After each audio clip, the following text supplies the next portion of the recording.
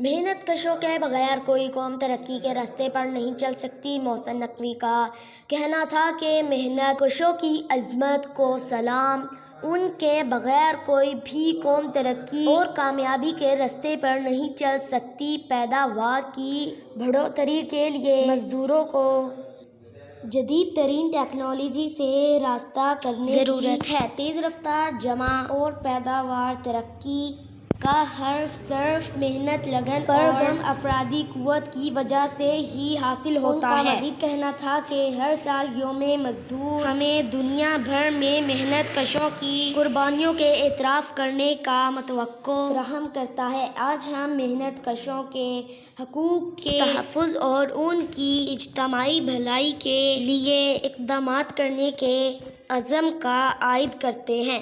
آج کے لیے اتنا ہی۔ مزید ایسی معلوماتی ویڈیو دیکھنے کے لیے ہمارے چینل کو سبسکرائب کریں۔